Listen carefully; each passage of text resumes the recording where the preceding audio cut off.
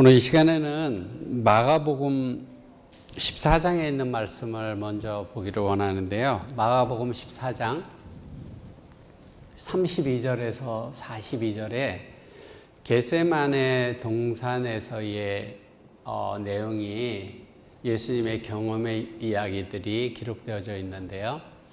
32절부터 있는 말씀을 보면요. 저희가 겟세마네라 하는 곳의 이름에 예수께서 제자들에게 이르시되 나의 기도할 동안에 너희는 여기 앉았으라 하시고 베드로와 야고보와 요한을 데리고 가실새 심히 놀라시며 슬퍼하사 말씀하시되 내 마음이 심히 고민하여 죽게 되었으니 너희는 여기 머물러 끼어 있으라 하시고 조금 나아가서 땅에 엎드려 될 수 있는 대로 이때가 자기에게서 지나가기를 구하여 가라사대 아바 아버지여 아버지께는 모든 것이 가능하오니 이 잔을 내게서 옮기옵소서. 그러나 나의 원대로 마옵시고 아버지의 원대로 하옵소서 하시고 돌아오사 제자들의 자는 것을 보시고 베드로에게 말씀하시되 시몬아 자느냐 네가 한시 동안도 깨어 있을 수 없더냐 시험에 들지 않게 깨어 있어 기도하라 마음에는 원이로되 육신이 약하도다 하시고 다시 나아가 동일한 말씀으로 기도하시고 다시 오사 보신즉 저희가 자니 이는 저희 눈이 심히 피곤함이라 저희가 예수께 무엇을 대답할 줄을 알지 못하더라. 세 번째 오사 저에게 이르시되 이제는 자고 쉬라. 그만이다. 때가 왔도다. 보라 인자가 죄인의 손에 팔려오니라. 일어나라 함께 가자. 보라 나를 파는 자가 가까이 왔느니라. 이 성경 말씀에 대한 우리 교회 주석에서는 인류를 위한 겟세마네 고뇌 기도 이렇게 제목을 정하고 있는데요. 오늘 성경 말씀에 보시면 예수님께서 십자가를 앞두시고 제자들을 겟세마네 동산으로 데리고 올라가시는 그러한 모습들을 보게 됩니다. 여러분들이 이 성경 말씀을 읽으시면서 또 들으시면서 마음속으로 그림을 좀 그려보셨으면 좋겠어요. 그때의 모습들을 이렇게 그려보시면 좋겠습니다. 겟세마네 동산은 예루살렘 건너편에 있어요. 그 예루살렘이 바라다 보이는 계곡이 있고 그 건너편에 있었는데요. 그곳에서 있었던 경험들을 지금 성경에 기록하고 있는데요. 시대의 소망에 이렇게 묘사하고 있습니다. 구주께서는 제자들과 함께 겟세마네 동산으로 천천히 걸어가고 계셨다. 6월절에 크고 둥근 달은 구름 한 점 없는 하늘에서 비치고 있었다. 순례자들의 천막으로 이루어진 마을은 고요하기만 했다.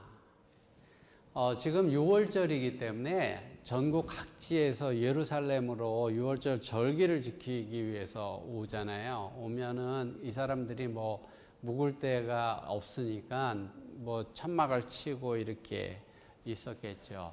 근데 저 시대의 소망에 있는 내용의 말씀을 이렇게 명상해 보면 굉장히 고요한 것 같아요. 그냥 조용하고 그냥 둥근 달이 떠 있고 순례자들의 천막이 이렇게 쳐져 있고 마을은 고요한 그러한 곳에 예수님께서 걸어가고 있는 모습을 보게 됩니다. 어떤 큰 사건이 일어나기 전에 아주 고요한 그런 순간 같아요. 뭔가 큰 일이 일어나기 전에 잠깐 고요한 그런 순간 같습니다. 이 겟세마네 동산, 예수님의 겟세마네 동산의 경험 그 뒤에 예수님의 십자가가 있죠. 예수님의 십자가는 제가 생각했을 때 이 지구 역사상에서 가장 큰 사건이었던 것 같아요. 이 지구를 창조하신 하나님의 창조와 그 다음에 다시 재창조하는 것처럼 예수님께서 십자가에 달려 돌아가시는 그 사건은 이 지구 역사상 아주 가장 큰 사건이라고 생각되어지는데요. 그 사건이 있기 전 그 큰 사건이 있기 전 고요한 순간 같은 그러한 느낌입니다. 성경 34절에 보면 예수님께서 평소에 이런 말씀 안 하셨을 것 같은데 이런 말씀을 하십니다. 내 마음이 심히 고민하여 죽게 되었다. 그렇게 말씀합니다. 내 마음이 고민하여 죽게 됐다. 예수님이 정신적인 고통을 지금 호소하고 있습니다. 예수님이 십자가에 못 박혀 돌아가시는 그 육체적인 죽음에 대한 두려움도 있었을지 모르겠지만 죄를 알지도 못하는 그분이 죄인이라고 하는 그런 타이틀을 가지고 또 모든 인류의 죄를 짊어지고 그 수치스러운 고통을 당해야 된다고 하는 것도 아버지 하나님으로부터 영원히 분리될 수도 있다라고 하는 그런 마음의 부담과 고통, 그런 것들, 그리고 제자들이 또 멀리 이렇게 자신을 배반하고 도망가고 내가 이렇게 하는 일에 정말 가치가 있는 것인가, 그런 여러 가지 고민되는 일들이 많이 있었을 것이고, 이때 예수님이 여기 성경에 말씀하시기를 심히 고민하여 죽게 되었다 이렇게 말씀하고 계시잖아요. 여러분들이 살아가면서 여러 가지 어려운 일들을 경험할 때 마음에 야 정말 너무 힘들다, 죽을 만큼 힘들다, 이런 경험들이 각자 있는지 모르겠어요. 예수님이 지금 그러한 경험, 우리가 경험했던 것보다 훨씬 더 큰 아픔의 경험을 지금 하고 계십니다. 여기에 주석에 있는 말씀을 좀 보면요, 예수님께서는 기도와 명상을 하기 위해서 그 겟세마네 동산, 그러니까는 예수님께서 6월절이나 뭐 절기가 있을 때마다 저기 오셨었겠잖아요. 12살 때 오셨고 또 자라면서 또 올 수 있는 그런 기회들이 있었을 텐데요. 올 때마다 명상하기 위해서 그곳에 오셨지만 마지막 고민의 이 밤처럼 이렇게 슬픔이 가득 찬 마음으로 오신 때는 일찍이 없었다. 예수님께서 정말 마음이 아프고 힘들고 그런 마음으로 지금 그 밤에 가고 있는 것이죠. 시대의 소망에는 범죄자들과 같이 헤아림을 받았다. 오늘날로 말하면 전기의자에서 사형당하는 그런 수치스러운 죽음을 예수님께서 당하셔야만 했는데, 그분이 우리 모든 사람의 죄를 지셔야 했고, 그분이 지셔야 할 죄악의 무게는 컸고, 그분은 이것이 당신을 아버지의 사랑에서 영원히 쫓아내지는 않을까 염려하도록 하는 유혹을 받았고, 범죄에 대한 하나님의 진노가 얼마나 무서운가를 깨닫고 마음이 심히 고민돼서 죽게 되었다고 부르짖었다, 그렇게 말씀합니다. 예수님이 아십니다. 하나님이 죄악에 대해서 얼마나 진노하시는지를 아셔요. 근데 그 모든 죄, 인류의 모든 죄를 자기 혼자 짊어지고 그 죄값을 치러야 했기 때문에 견디기 힘든 그런 고통 속에 예수님께서 있었습니다. 비슷한 말씀이 있는데요. 하나님으로부터 분리되지 않을까 하는 두려움으로 가득 찼고, 하나님과는 영원히 끊어지게 될 것이라고, 네가 만약에 그 십자가를 진다면 하나님으로부터 영원히 끊어지게 될 것이다, 이런 사단의 유혹의 그런 이야기들을 듣게 된 것이죠. 우리가 이렇게 그 삶의 무게를 이렇게 무겁게 지고 가는 사람들, 그런 사람들을 보게 되죠. 우리도 때로는 삶의 무거운 짐을 졌다, 이런 느낌이 살면서 들 때도 있겠지만, 저는 한국에 그 연세 많으신 할머니나 이런 분들이 그냥 그 휴지가 아니라 뭐 폐지 같은 거 그런 거를 무겁게 이렇게 하루 종일 걸으시면서 모으고 그렇게 해서 그 무거운 거를 힘들게 끌고 가는 그런 모습들을 보면 참 마음이 아파요. 참 삶에 참 무거운 짐을 지고 사시는구나 이런 생각들이 드는데요.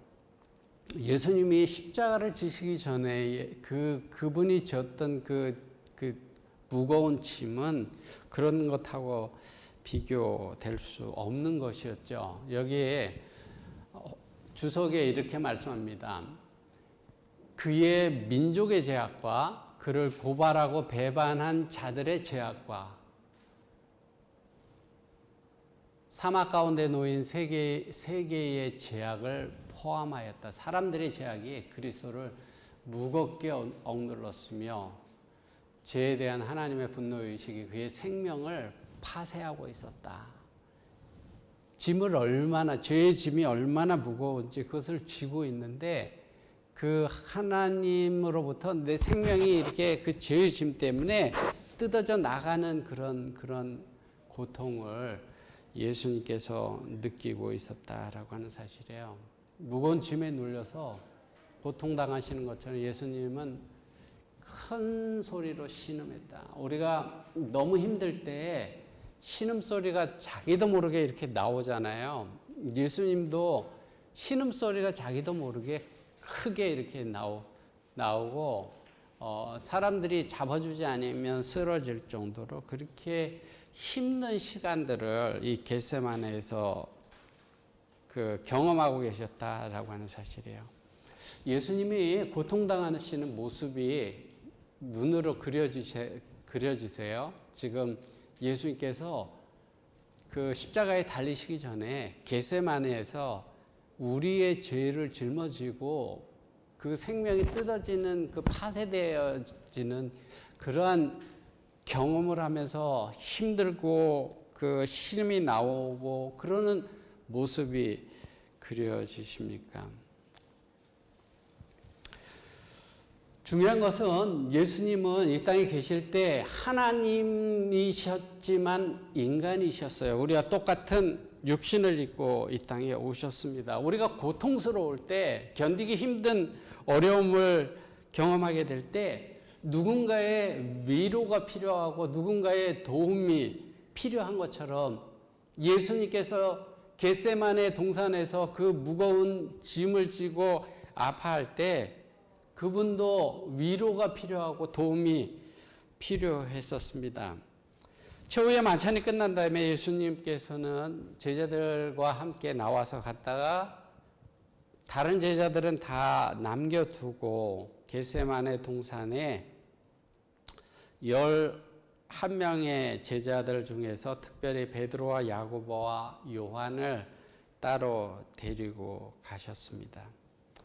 사실 겟세마네 동산에서는 예수님의 인간적인 모습, 나약한 모습, 그 힘들어하는 모습, 그런 모습들이 나타나는데요. 그런 모습을 보여주고 싶은 사람 아무도 없어요. 우리가 살아가면서 나의 약한 모습, 나의 힘든 모습, 이런 모습을 보여주고 싶어 하지 않아요. 다 감추고 싶어 하죠. 그런데 예수님께서는 보여주시죠. 베드로와 야고보와 요한을 데리고 가실 때 심히 놀라시고 슬퍼하셨다. 그리고 34절에 심히 고민해서 죽게 되었다. 나 죽을 것 같다. 그렇게 말씀하셨습니다.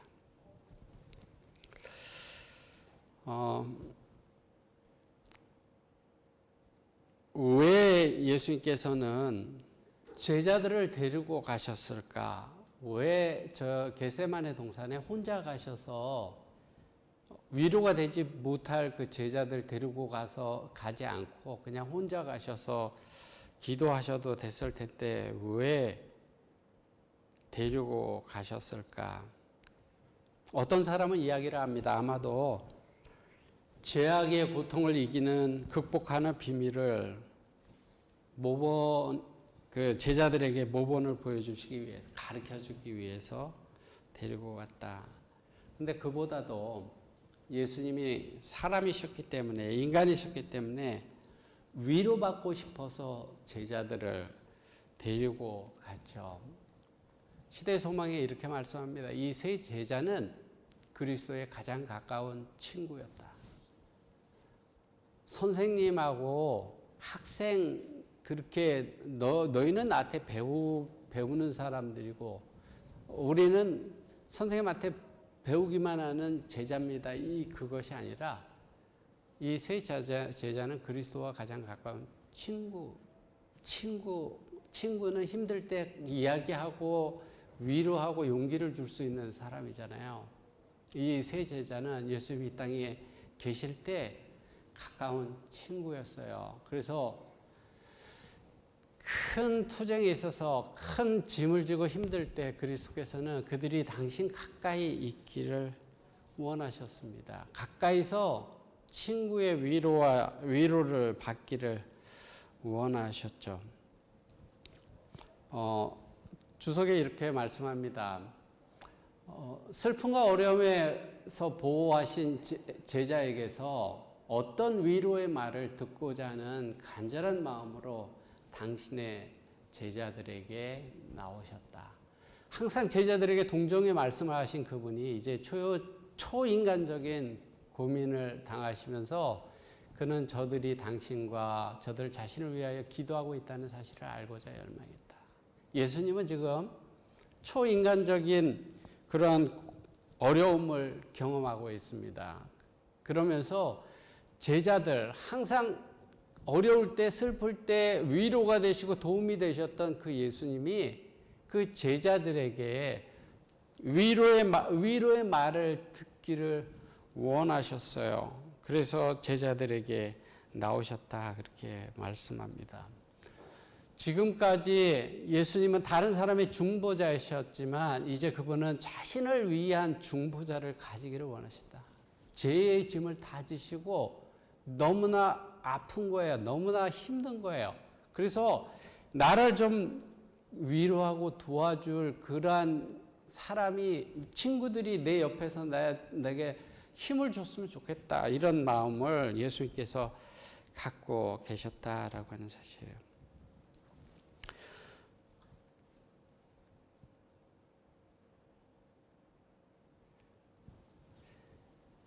여기 만일 제자들이 이것을 깨닫고 예수님께서 인류로 하여금 자신의 범죄의 결과를, 사람들의 죄의 결과를 예수님께서 당하신다라고 하는 것, 그래서 결백하신 그분이 그런 어려움을 당하신다라고 하는 것을 제자들이 깨닫고 감사한다라는 것만이라도 알 수 있었다면 그는 용기를 얻었을 것이다. 예수님께서 지금 자기 죄 때문에 그 겟세마네에서 죄의 짐을 짊어지고 고통스러워 하시는 것이 아니라 인류의 죄, 나의 죄, 그 친구의 죄를 대신 지시고 그렇게 힘들어 하시는데 그 제자들이 그것을 깨닫고 예수님 감사합니다. 저 때문에 이 고통을 당하시는데 너무나 감사합니다. 그런 마음을 알 수만 있었다면 예수님께서 힘을 얻었을 것이다. 그렇게 설명하고 있습니다. 예수님께서 가장 어려운 시간, 가장 고통스러운 시간에 위로가 필요했고 영적인 친구가 필요했습니다.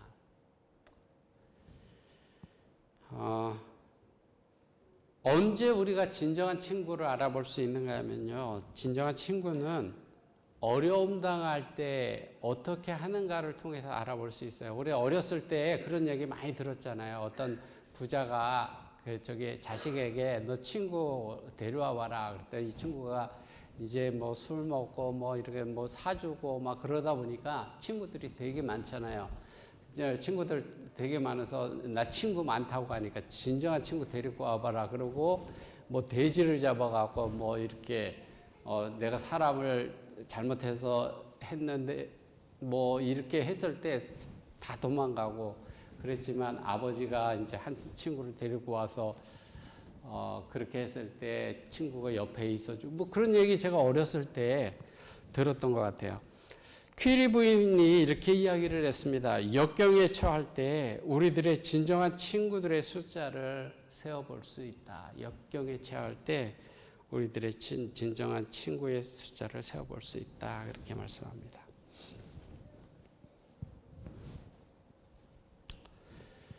위기를 만났을 때, 어려움 가운데 있을 때, 그때 함께하는 사람이 정말 친구죠.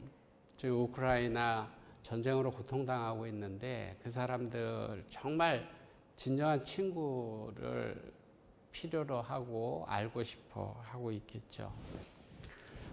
제가 언제 한번 이 시를 읽어드린 것 같은데요. 조금 읽어드렸어요. 여기 함석헌 선생님의 시, 그대 그런 사랑 가졌는가 하는 시가 있습니다. 말리길 나서는 길, 처자를 내맡기고 맘 놓고 갈 만한 사람, 그 사람을 그대는 가졌는가. 온 세상이 다 나를 버려 마음이 외로울 때도 저맘이야 하고 믿어지는 그 사람을 그대는 가졌는가. 탔던 배 꺼지는 시간 구명대 서로 양보하며 너만은 제발 살아다오 할 그 사람을 그대는 가졌는가. 불의의 사형장에서 다 죽어도 너희 세상 빛을 위해 저만은 살려두거라 일러줄 그 사람을 그대는 가졌는가. 잊지 못할 이 세상을 놓고 떠나려 할 때 저 하나 있으니 하며 빙긋 웃고 눈을 감을 그 사람을 그대는 가졌는가. 온 세상의 찬성보다도 아니 하고 가만히 머리 흔들 그 한 얼굴 생각에 알뜰한 유혹을 물리치게 되는 그 사람을 그대는 가졌는가. 진정한 친구를 이야기를 하고 있죠. 예수님께서는 겟세마네에서 고통당할 때 그런 친구를 원하셨는데요. 제자들이 그런 친구가 되어주지 못했습니다. 그분은 저희가 자는 것을 보셨다. 만일 그들이 기도하는 것을 보셨다면 그분의 고통은 면하셨을 것이다. 이렇게 말씀하고 있어요. 제자들이 기도하는 그러한 모습을 예수님께서 보셨다면 고통이 줄어들었을 건데 예수님은 제자들이 자는 모습을 봤다 이렇게 말씀하고 있습니다. 만일 그들이 하나님 안에서 피난처를 찾았더라면 예수님께서는 그들의 꿋꿋한 믿음으로 말미암아 위로를 받으셨을 것이다 그렇게 말씀합니다. 예수님은 제자들이 힘들 때 늘 함께 하시고 도우시고 위로가 되셨지만 그분이 고통당할 때 누구도 위로가 되지 못했습니다. 예수님에게 힘들 때 친구가 필요하듯이 우리에게도 친구가 필요한데요. 내가 고통스러울 때 그런 친구가 필요하다면 다른 사람이 고통스러울 때 내가 그런 친구가 돼 줘야 되겠죠. 고통스러운 시간이 이제 다가옵니다. 내일이면 십자가를 져야 하는 어두운 시간이 다가오는데요. 예수님께서는 제자들로부터 위로를 받기 원했지만 그렇게 하지 못했죠. 여기 35절에 37절에 베드로에게 예수님께서 이렇게 말씀하십니다. 자느냐? 네가 1시간 동안도 깨어 있을 수 없더냐? 1시간 동안도 깨어 있을 수 없냐? 나와 함께 1시간 같이 깨어서 기도할 수 없냐? 이 외롭고 힘든 밤, 내가 고통스러운 이 밤에 나를 위해서 1시간 깨서 같이 기도해 줄 수 없느냐? 그렇게 물었습니다. 제자들은 예수님의 친구가 되지 못했고 위로가 되지 못했지만 여전히 예수님은 그들의 친구가 되셨고 위로가 되셨습니다. 성경에 보면 참된 친구를 사람이 친구를 위하여 자기 목숨을 버리면 이보다 더 큰 사랑이 없다. 그렇게 말씀하고 있는데요. 예수님은 친구를 위해서 목숨을 버리시는 그런 진정한 친구 되시는 분이셨죠. 예수님께서 제자들로부터 위로와 용기를 얻지 못했습니다. 우리도 때로는 사람들로부터 위로와 용기를 얻지 못할 때가 있죠. 그리고 때로는 사람이 위로와 용기를 준다고 이야기를 하는데 그것이 위로가 되지 않고 더 마음을 아프게 할 때도 있습니다. 우리가 연약하기 때문에 그렇습니다. 그런 예가 성경에 기록되어 있죠. 욥의 이야기를 보면 욥이 고통당할 때 욥의 친구들이 와서 욥을 위로합니다. 욥에게 이야기를 하죠. 그런데 그 욥을 위로하는 친구들의 이야기는 욥의 마음을 더 아프게 하는 것이었어요. 저도 살면서 그런 욥의 친구와 같은 그런 경험들을 한 적이 있습니다. 부끄러운 그런 경험들이 있는데요. 친구들이 도움을 주지 못하는 그러한 때 예수님께서는 성경에 보시면 조금 나아가서 땅에 엎드려 될 수 있는 대로 이때가 자기에게 지나가기를 구했다. 땅에 엎드려 예수님께 기도했다. 하나님께 기도했다. 그렇게 말씀하고 있습니다. 주님은 가장 힘든 때 베드로와 야고보와 요한이 깨서 기도하기를 원했지만 37절에 보면 자고 있었다고 그랬죠. 1시간도 같이 기도할 수 없었다 그랬죠. 1시 동안, 이것은 1시간 동안이 1시간도 기도하지 못하느냐 그렇게 말씀하셨습니다. 아까 여기 보시면요. 고통하는 자의 힘찬 부르짖음을 듣고 그들은 기도했었다. 기도하라고 반복하고 경고하신 말씀에 유의하지 않았다. 고통하는 자의 힘찬 부르짖음을 듣고 그들은 기도했었다. 옛날에요. 그들이 주님을 버리려고는 하지 않았으나 그들은 하나님께 계속하여 간청하였더라면 쫓아버릴 수 있었던 혼수 상태에 빠져 있었다. 그들은 자고 있었고요. 부르짖음을 듣고 기도를 했었지만 주님을 버리려고 하지 않았지만 결국 그렇게 됐다 이렇게 말씀합니다. 성경에 조금 나아가서 땅에 엎드려 기도했다 그랬는데 조금 나아갔다라고 하는 말을 누가복음에서는 저희를 떠나 돌 던진 만큼 가서 무릎을 꿇고 기도했다 그렇게 말씀합니다. 예수님께서 돌 던질 만큼 하면 한 20-30m 정도 이렇게 제자들로부터 떨어져서 기도하신 것 같은데요. 여기 36절에 보면 예수님께서 아버지여 아버지께는 모든 것이 가능하오며 이렇게 말씀합니다. 어린아이가 아버지를 부르는 것처럼 예수님은 하나님을 찾았습니다. 하나님 앞에 자신의 절망과 고통과 아픔을 내어놓았습니다. 기도라고 하는 것은 우리의 아픔을 하나님께 나누는 거죠. 이야기하는 것입니다.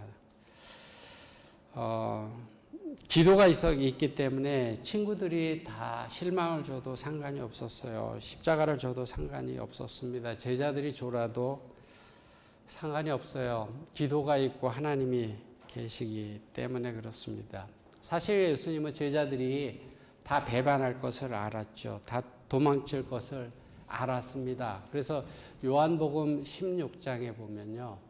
보라 너희가 각각 제 곳으로 흩어지고 나를 혼자 둘 때가 올 거다. 그렇지만 내가 혼자 있는 것이 아니라 아버지께서 나와 함께 계시니라 그렇게 말씀하셨어요. 사람들은 다 떠나가지만 하나님은 영원히 우리와 함께 계십니다. 예수님께서 고통스러운 시간에 그 제자들로부터 위로를 용기를 얻지는 못했지만 영원히 떠나지 않고 함께 하시는 하나님을 붙들고 계셨어요. 그래서 내가 혼자가 아니다. 나는 아버지와 함께 계시다. 함께 있다. 이렇게 고백했습니다. 아무리 어려운 시간이 온다 하더라도요. 우리가 기도만 할 수 있다면 함께 하시는 하나님만 우리가 확신한다면 우리가 그 고난을 이기고 넘어갈 수 있다라고 하는 사실이에요.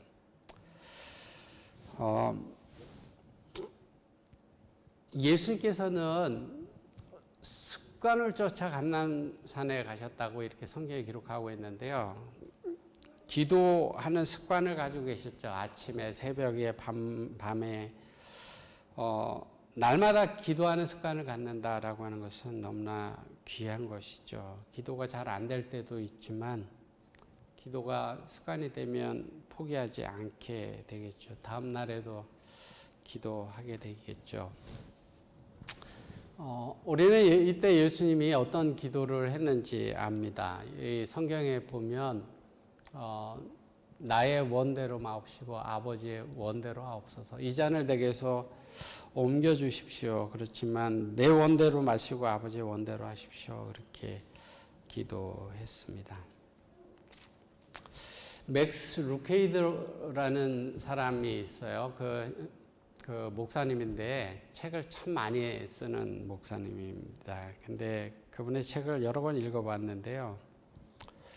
그분의 책에 이런 내용이 있습니다.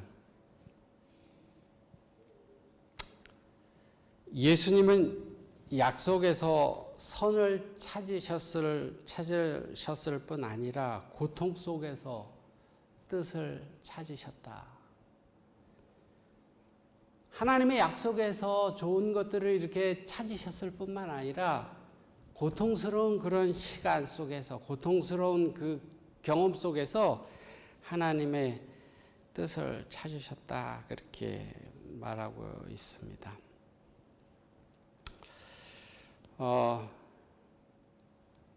초기문집에는 이러한 기도를 할 때 예수님의 굵은 핏방울이 얼굴에 맺혔다가 땅에 떨어졌다 그렇게 말씀합니다. 여러분들이 힘들어서 아파서 기도하는 가운데 내가 정말 고통스러워 갖고 그 몸에 이 땀이 핏방울처럼 그렇게 떨어지는 경험들을 하셨어요. 예수님은 그런 경험들을 하셨다고, 우리를 위해서 그런 경험을 하셨다고 그렇게 말씀하고 있습니다.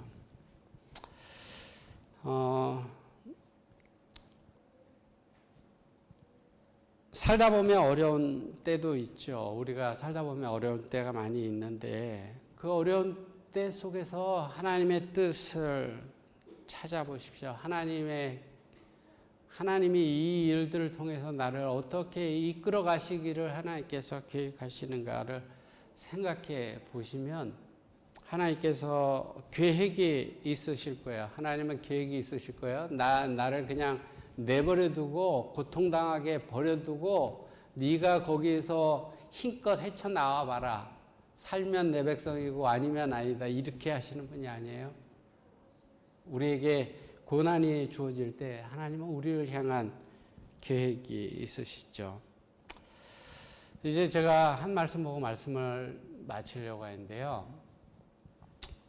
여기 교회종일 9권에 이렇게 말씀합니다. 구주께서는 3번이나 만약 할만하시거든 이 잔을 내게서 지나가게 하옵소서라고 기도하셨다. 바로 이곳에서 잃어버린 세상의 운명이 저울판 위에서 떨고 있었다. 예수님께서 기도할 때 세상의 운명이 어떻게 될 건가 이렇게 떨리고 있었다는 거예요. 그 저울판이 이쪽으로 가든지 저쪽으로 가든지 하든지 예수님께서 이 기도를 하고 계실 때 세상의 운명이 거기에 매달려 있었다는 거예요. 만일 그분께서 그 잔을 마시기를 거절한다면 그 결과는 인류에게 영원한 멸망이 될 것이었다. 내가 그리스도의 손에서 떨고 있는 그 잔을 생각했을 때 그분께서 그 잔을 마시기를 거절함으로 세상이 그의 죄로 멸망될 수도 있었다라는 것을 깨달았을 때 나는 그분께로 영혼들을 인도하는 사업에 나의 생애의 모든 힘을 바치겠다고 서약했다.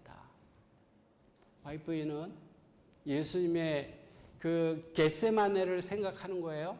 겟세마네를 생각하는데 예수님께서 그 기도하는 그 장면을 생각하는 거예요. 근데 그 기도하는 그 장면의 순간이 지구의 운명이 달려 있는 거예요. 예수님께서 그 잔을 거절한다면 인류는 영원히 멸망받고 구원받을 수 있는 길이 사라지는 거예요. 그 두려운 그러한 순간, 그 순간에 예수님께서 거절하시지 않으시고 그것을 받으셨다라고 하는 것을 깨달았을 때 너무나 감사하는 마음으로 나는 그분께 영혼을 인도하는 사업에 나의 생애 모든 나를 위해서 그렇게 해주신 주님을 위해서 나도 내 모든 것들을 바쳐서야 하겠다 이렇게 결심했다고 이렇게 말씀하고 있습니다. 여러분들과 제가 예수님의 겟세마네의 사건을 우리가 깊이 명상한다면 그때 예수님께서 어떤 고통 속에서 어떤 결정을 하셨는지 나를 위해서 어떻게 하셨는지를 깨닫게 된다면 우리도 나도 내 영혼을 온 생명을 주님께 드려야 되겠다 이렇게 그런 결심들을 하게 될 거라고 하는 사실입니다. 우리가 살아가면서 어려움이 있습니다. 살다 보면 고통이 찾아오고요. 그 고통을 위로해 줄 수 있는 그 용기를 줄 수 있는 친구가 있다면 그 고통을 위해서 같이 기도해 줄 수 있는 친구가 있다면 참으로 좋고 만약에 그렇지 않다면 우리에게는 살아계신 하나님이 계시고 우리의 진실한 기도가 있고 그 기도 후에 고통 속에 있지만 나를 향한 하나님의 뜻을 확신할 수 있다면 붙잡을 수 있다면 우리는 어려움 가운데서도 넉넉히 그것을 극복할 수 있을 것입니다. 제가 이제 한 사진을 보여주겠는데요. 제가 받은 사진인데 전쟁 중에 무릎 꿇고 기도하는 믿음의 우크라이나 병사들, 군인들이라면 목숨을 걸고 싸울 거예요. 제가 군인이라면 아마 그러겠죠. 그런데 거기에 저 우크라이나에 연약한 사람들도 있고 어린아이들도 있고 그런 사람들이 지금 고통당하고 있잖아요. 여러분들 한번 생각해 보세요. 여러분과 제가 겟세마네에 예수님과 같이 갔더라면 나는 어떤 사람이 됐어야 했는가를 한번 생각해 보세요. 내가 예수님께 위로가 되고 용기가 되는 그런 사람이 됐어야 했는가 아니면 제자들처럼 예수님께 실망을 주고 아무런 도움이 되지 못하는 그런 사람이 됐어야 됐는가.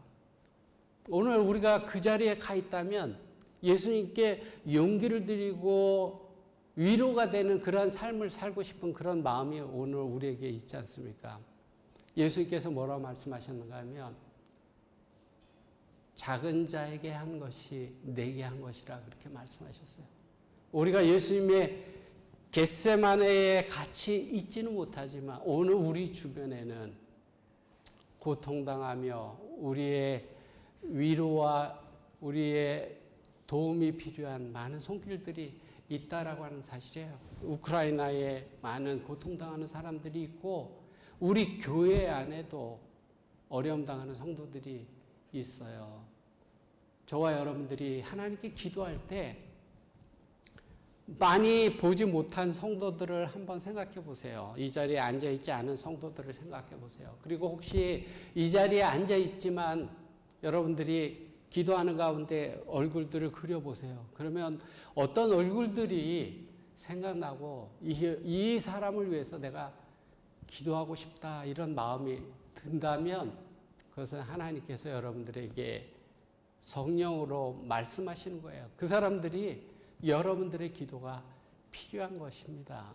저는 저와 여러분들이 어려움 당하는 사람들에게 위로가 되고 기도하는 그런 사람들이 용기를 주는 그런 사람들이 되기를 바라고요. 내가 혹시 어려움을 당하고 있다면 예수님처럼 하나님 앞에 나아가 기도하며 하나님의 뜻을 찾는 그러한 사람들이 되기를 바라면서 말씀을 줄이겠습니다.